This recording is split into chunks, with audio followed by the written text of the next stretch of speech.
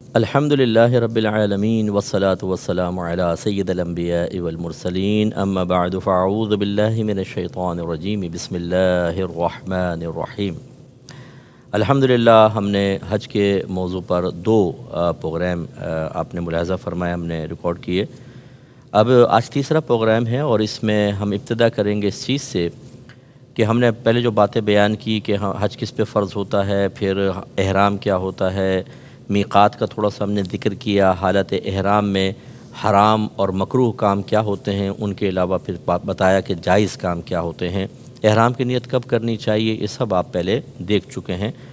یہ ذرا ذہن میں رکھیے اب اس مقام پر کہ حج تین طرح کے ہوتے ہیں۔ ایک حج ہوتا ہے اسے کہتے ہیں حج قران، یہ سب سے افضل حج ہوتا ہے، اور نبی کریم صلی اللہ علیہ وسلم نے اپنی حیات طیبہ میں ایک ہی حج کیا اور وہ حج قران تھا۔ اس میں بہت ثواب ہے، لیکن اس میں ہوتا یہ ہے کہ اگر آپ کوئی جرم کرتے ہیں، کوئی آپ سے خطا ہو جاتی ہے تو دوہرا جرمانہ ہوتا ہے۔ اس میں ہوتا یہ ہے کہ آپ حج اور عمرے کی ایک ساتھ نیت کرتے ہیں، لہذا جو حج قران کرنے والے ہیں جب وہ مکے پہنچتے ہیں، عمرہ کرتے ہیں تو پابندیوں سے باہر نہیں نکل سکتے، کیونکہ آپ نے حج کے احرام کے ساتھ ہی نیت کر لی ہے۔ اب مثال کے طور پہ اگر 2 ذوالحجہ کو آپ پہنچ گئے مکۃ المکرمہ میں تو 8 کو مینا جانا ہے، 8 ذوالحجہ کو، تو پھر وہ اس کا مطلب ہے آپ نے عمرہ کرنے کے بعد 4-5 دن احرام کی سخت پابندیوں میں آپ رہیں گے، اور اگر جرم ہو گیا تو ڈبل کفارہ ہے۔ تو یہ ذرا سخت ہوتا ہے، ہارڈ ہوتا ہے، لیکن سرکار نے اس کو چونکہ یہ زندگی میں ایک حج کیا اور یہی حج کیا تو یہ افضل ہے، اگر آپ افورڈ کر سکتے ہیں تو یہی کریں۔ دوسرا حج تمتع ہوتا ہے، ہندوستان پاکستان کے اکثر لوگ یہی کرتے ہیں۔ اس میں ہوتا یہ ہے کہ پہلے آپ عمرے کا احرام پہنتے ہیں، اس میں صرف عمرے کی نیت کرتے ہیں، وہاں جا کے عمرہ کر لیتے ہیں، اور عمرہ کرنے کے بعد پھر 8 ذوالحجہ کو حج کا احرام دوبارہ پہنا جاتا ہے۔ تو اس میں آسانی ہے کہ آپ عمرہ کرنے کے بعد بیچ کے جو 4-5-6 دن ہیں وہ عمرہ کر کے حالت احرام سے باہر ہو کر عام نارمل کپڑوں میں آپ وقت گزارتے ہیں تو دقت نہیں ہوتی اور سکون سے رہتے ہیں۔ اس اعتبار سے کہ بہت سے لوگوں کو عادت نہیں ہوتی ایک تو ان پابندیوں کی، دوسرا خاص طور پہ مرد حضرات کہ ان کو تہبند پہننے کی ہر ایک کو عادت نہیں ہوتی، وہ چادر گرتی رہتی ہے، تہبند کھلتا رہتا ہے، اس کی بڑی احتیاط کرنی ہوتی ہے۔ تیسرا جو ہوتا ہے وہ حج افراد کہلاتا ہے، اس میں صرف آپ حج کی نیت کرتے ہیں، عمرے کی نیت نہیں کرتے۔ یہ زیادہ تر قریب والے لوگ ہوتے ہیں کہ جو حج افراد کرتے ہیں، بہت ہی بیسٹ ہے، تو صرف حج کی اس میں احرام پہنا جاتا ہے، اور یہ یقینی سی بات ہے کہ 8 ذوالحجہ کے قریب آپ کریں گے حج افراد۔ یہ تینوں کا میں عرض کر دوں گا، لیکن ابھی جو ہم طریقہ بتا رہے ہیں وہ حج تمتع کو پہلے بنیاد بنا کر ذکر کرتے ہیں، کیونکہ زیادہ تر ہمارے ہندوستان پاکستان کے بھائی بہن جو ہیں وہ حج تمتع کرتے ہیں، باہر والے بھی کرتے ہیں، تو پہلے اس کو سمجھ لیں، پھر حج قران اور حج افراد کا مختصر بیان ہوگا، کیونکہ تمام چیزیں پھر یکساں ہیں، چند چیزوں میں تھوڑا تبدیلی ہے۔ تو اب جیسے آپ نے عمرے کا میں نے آپ کو بتایا کہ آپ کو عمرے کا احرام پہننا ہے، تو یہ حج تمتع کے اعتبار سے آپ نے صرف عمرے کی نیت کی ہے، پھر آپ جب عمرہ کر لیں گے، حلق وغیرہ کرا کے حالت احرام سے باہر ہوں گے، پھر 8 ذوالحجہ کو آپ کو حج کا مزید احرام یعنی دوبارہ نیت کر کے حج کا احرام پہننا ہوگا۔ تو اب آپ جہاز میں بیٹھ چکے تھے، ہم نے آپ کو بتایا، اب آپ جب 2 صورتیں ہیں اب یہاں پر، بعض تو اوقات تو فلائٹ آپ کی ہوتی ہے مدینہ منورہ کی،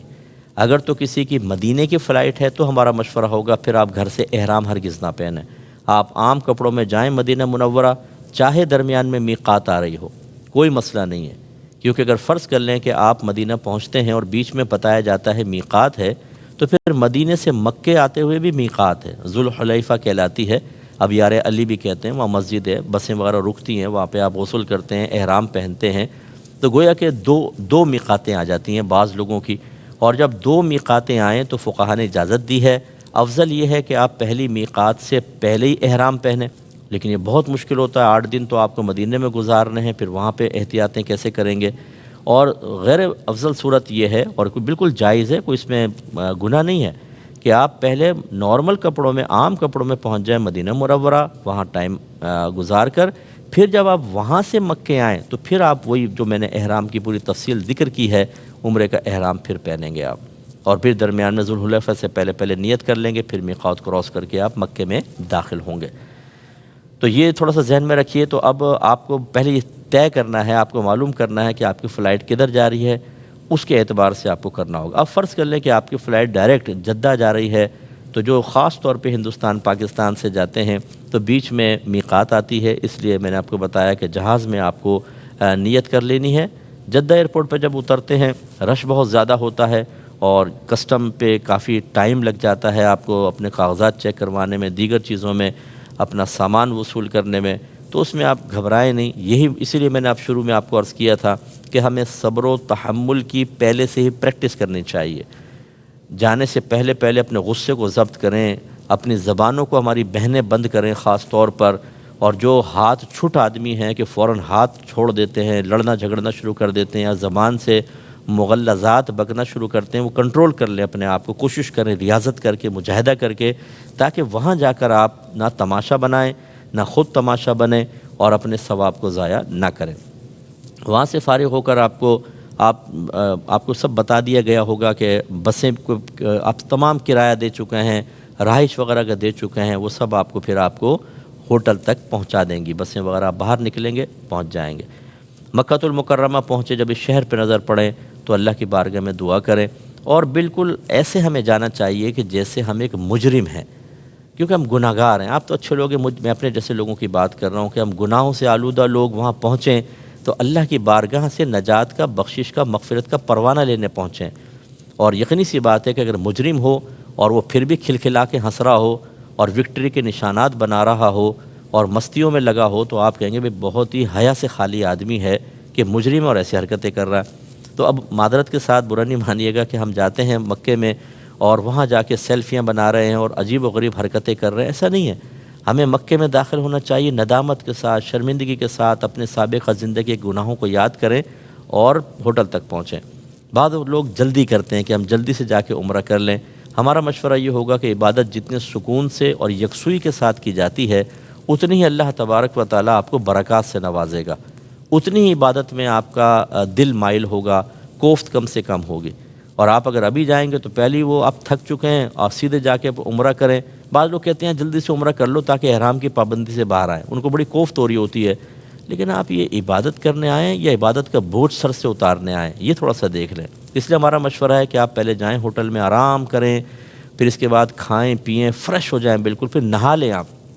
حالت احرام میں نہانا منع نہیں ہوتا، لیکن احتیاط کریں، ہماری بہنیں بھی خاص طور پہ بال وغیرہ نہ ٹوٹنے کوشش کریں۔ آپ بالکل نہا سکتے ہیں لیکن وہی احرام کی چادریں پہنیں گے، دوسری چادریں نہیں پہنیں گے،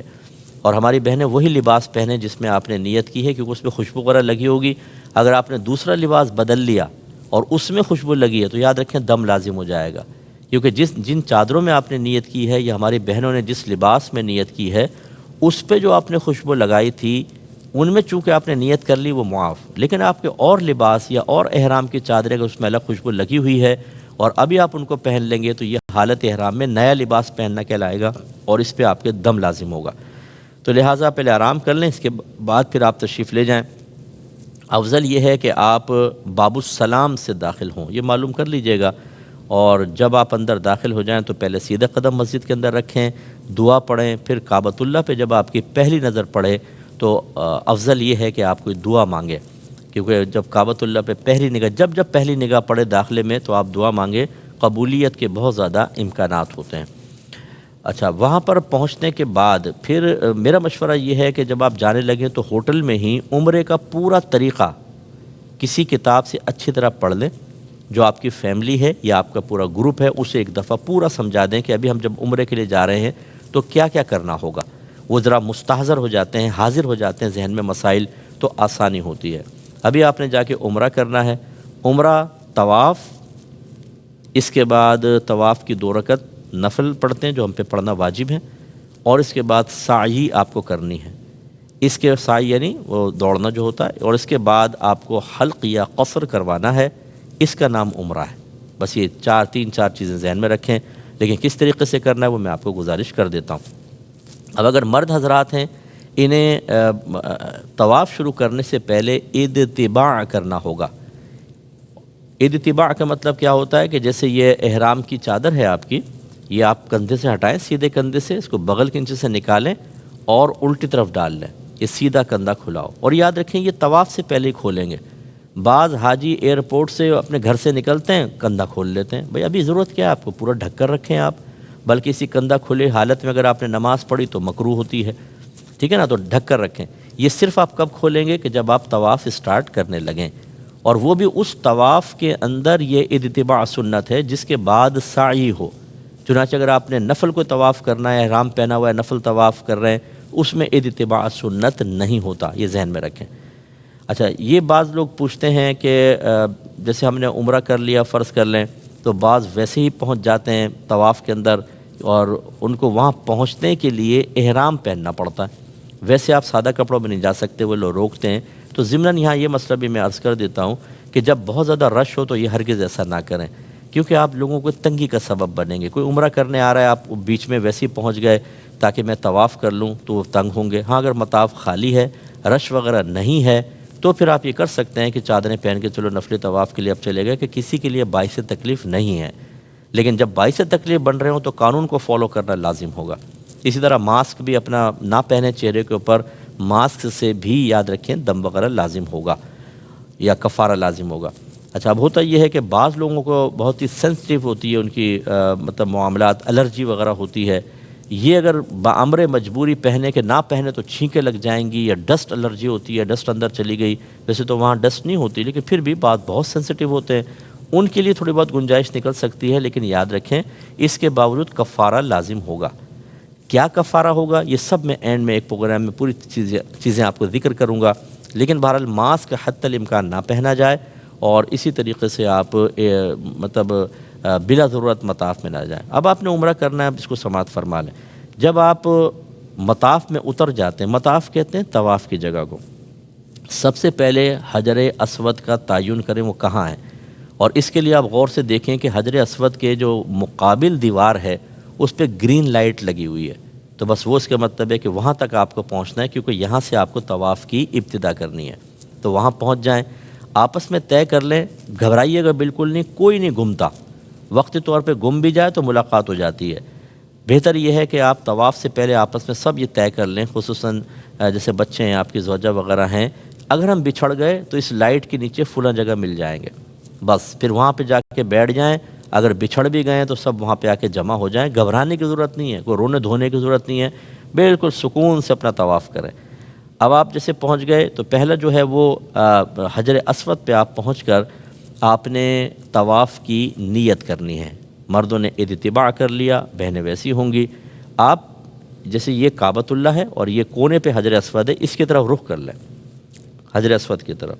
چومنے کا تو موقع نہیں ملتا، اور آپ دل میں نیت کریں کہ اللہ تیری رضا کی خاطر میں طواف کا ارادہ رکھتا ہوں، اسے میرے لیے آسان کر دے اور اسے اپنی بارگاہ میں قبول فرما لے۔ اس کے بعد پھر آپ استلام کریں گے، کو استلام کہتے ہیں، اس طرح ہاتھ کر کے اپنے ہاتھوں کو چومیں گے، اور ساتھ میں پڑھ دیں بسم اللہ والصلاۃ والسلام علی رسول اللہ۔ یہ کتابوں میں لکھا ہوتا ہے، آپ وہ دعا وغیرہ کوئی بھی لکھی ہو پڑھنا چاہیں پڑھ لیں، لیکن بس دل میں طواف کی نیت ضرور کرنی ہے۔ اب آپ جیسے کھڑے ہوئے تھے، آپ نے نیت کی، اب آپ فوراً اس طرح ہو جائیں کہ آپ کے لیفٹ سائڈ اب حجر اسود کی طرف ہو، اور آپ نے اینٹی کلاک وائز طواف اسٹارٹ کرنا ہے، ٹھیک ہے؟ سارے وہ تو کر ہی رہے ہوتے ہیں، پھر بھی اینٹی کلاک وائز ذہن میں رکھیے گا۔ اور اب آپ طواف اسٹارٹ کریں گے۔ مردوں کے لیے پہلے 3 چکروں میں رمل کرنا سنت ہے۔ رمل کا مطلب یہ ہے کہ تھوڑا سا اکڑ کر چلنا، تھوڑا سا تیز چلنا، لیکن ایسا نہیں کہ لوگوں کو تکلیف ہو۔ اگر تکلیف ہو تو آپ اتنی دیر رک جائیں، جیسے رش ہوتا ہے بہت زیادہ تو آپ، اور اگر رمل آپ چھوڑ دیتے ہیں یعنی رش کی وجہ سے بہت ہی پیک چل رہا ہے تو کوئی مسئلہ نہیں ہے، اس میں کوئی گناہ نہیں ہوتا، یہ رمل صرف سنت ہے۔ تو اس لیے 3 چکروں میں ہوگا، چوتھے چکر کو پھر آپ ویسے نارمل یعنی باقی چکر نارمل کریں گے۔ بہنوں کے لیے رمل سنت نہیں ہے۔ اب آپ نے پہلا چکر شروع کیا، کیا پڑھیں؟ بعض لوگ پوچھتے ہیں، افضل ترین جو ہے وہ درود پاک ہے۔ ہر چکر میں ہر قدم پہ درود پاک پڑھتے رہیں، درود پاک پڑھتے رہیں۔ اور ہم نے پہلے آپ کو بتایا تھا کہ آپ کو تلبیہ پڑھنا ہے، لیکن جب آپ طواف شروع کرتے ہیں عمرے کا تو تلبیہ موقوف ہو جائے گی، اب تلبیہ نہیں پڑھنے، اب آپ درود پاک پڑھیں۔ بعض لوگ جو ہیں وہ حج کی کتابیں ہاتھ میں ہوتی ہیں، دعائیں پڑھ رہے ہوتے ہیں، یہ حج کی کتاب دیکھ کر پڑھنا خلاف سنت ہے، ٹھیک ہے نا؟ اور اسی طرح بہت سوں کو دیکھیں گے کہ ان کا گروپ لیڈر آگے ہوتا ہے اور وہ بلند آواز سے دعا پڑھتا ہے، باقی سارے اس کو دہرا رہے ہوتے ہیں، یہ بھی خلاف سنت ہے، کوئی سنت طریقہ نہیں ہے۔ لیکن آپ کسی پہ تنقید نہ کریں، کسی کو حقیر نہ سمجھیں، کسی کا مذاق نہ اڑائیں، ہو سکتا ہے کون اللہ کی بارگاہ میں کتنا مقبول ہے، تو بالکل عاجزی کے ساتھ اپنے آپ کو فوکس رکھیں، تو ہمارا مشورہ ہے درود پاک پڑھیں۔ اب آپ چکر لگائیں گے، چلتے جائیں گے۔ اچھا، پہلا آپ نے حجر اسود، پھر اس کے بعد رکن شامی، اس کے بعد رکن عراقی یعنی کونوں کے نام ہیں، پھر رکن یمانی آتا ہے۔ رکن یمانی یعنی وہ حجر اسود سے پہلے والا ہوتا ہے۔ اس کے پاس جب پہنچتے ہیں، اگر بہت ہی قریب ہونا تو خالی ہاتھ برکت کے لیے لگا سکتے ہیں آپ، لیکن آپ دیکھیں گے وہاں بہت سارے یوں ہاتھ ہلا رہے ہوں گے، یوں کر کے چوم رہے ہوں گے، کسی چیز کی ضرورت نہیں۔ آپ اپنے طواف کو جاری رکھیں حتیٰ کہ حجر اسود تک پہنچ جائیں، اور اس کے لیے وہی گرین لائٹ آپ کی بڑی مدد کرے گی کہ دور سے آپ کو نظر آ جائے گی، تو بس وہاں پہ آ کے آپ ایک چکر آپ کا پورا ہو گیا۔ جب آپ یہاں آئیں گے، یہ حجر اسود ہے، پھر اس کی طرف رخ کر لیں گے، اور پھر وہی استلام کریں گے، بسم اللہ والصلاۃ والسلام علی رسول اللہ، پھر اس طرح سیدھے ہو جائیں گے، آپ کے لیفٹ سائڈ حجر اسود، دوسرا چکر اسٹارٹ ہوگا۔ اس طرح آپ کو 7 چکر پورے کرنے ہیں، اور یاد رکھیں چکر ہمیشہ 7 ہوں گے، استلام 8 ہوں گے۔ 7واں چکر کمپلیٹ کر کے پھر آپ کو یہ استلام کرنا ہے، تو اب آپ طواف سے فارغ ہو گئے۔ 3 چکروں میں مردوں نے رمل کیا، 4 چکر نارمل حالت میں کیے، فارغ ہو گئے۔ اس کے بعد اگر موقع ملے تو مقام ابراہیم پر آ کر 2 رکعت نفل ادا کریں۔ یہ طواف کی ہوتی ہیں، واجب ہوتی ہیں، ہم پر ہے نفل، لیکن اس کا ادا کرنا واجب ہے۔ اگر وہاں رش ہو تو جہاں مسجد میں آپ کو جگہ ملے کر لیں، یہ ضروری نہیں ہے آپ، اور غور کیجیے گا کہ مکروہ وقت نہیں ہونا چاہیے، طلوع آفتاب، غروب آفتاب یا زوال کا وقت نہیں ہونا چاہیے، ان وقتوں میں نوافل منع ہے۔ اگر یہ وقت چل رہا ہے تو پھر تھوڑا وقت گزار لیں، بعد میں ادا کر لیں، کوئی مسئلہ نہیں ہے، تاخیر ہو سکتی ہے اس میں۔ مقام ابراہیم پر نماز ادا کرنے کے بعد یا مسجد میں کہیں پر پھر اگر موقع ملے تو ملتزم پر حاضر ہوں۔ حجر اسود سے کعبۃ اللہ کے دروازے کے درمیان کا جو حصہ ہے اس کو ملتزم کہا جاتا ہے۔ کہتے ہیں کہ یہاں پر دعا مانگے تو 70,000 فرشتے دعا پر آمین کہنے کے لیے تشریف فرما ہوتے ہیں۔ تو بعض لوگ کعبۃ اللہ پر، بعض وہاں پر، لیکن احتیاط کیجیے گا خوشبو نہ لگی ہو۔ عموماً غلاف کعبہ پر خوشبو ہوتی ہے، اگر آپ ہاتھ رکھیں گے اور خوشبو آ گئی، دم لازم۔ ایسے حجر اسود کو چومنے کی کوشش نہ کریں۔ بعض لوگ طاقت لگاتے ہیں کہ چوم کے دم لوں گا، اس میں کوہنیاں مار رہے ہیں، دھکے دے رہے ہیں، عورتیں گھس رہی ہیں، جسم پس رہے ہیں۔ نہیں، دور سے استلام کریں، اور اگر آپ پہنچ ہی گئے تو ہونٹ لگانے سے تھوڑا سا احتیاط کریں، اس میں بعض اوقات خوشبو ہوتی ہے۔ اگر پورے ہونٹ آپ کے خوشبو میں ہو گئے تو دم لازم ہو جائے گا، بکرا ذبح کرنا ہوگا، یاد رکھیں، بطور کفارہ۔ اللہ تعالی ہمیں سمجھ کی توفیق عطا فرمائے۔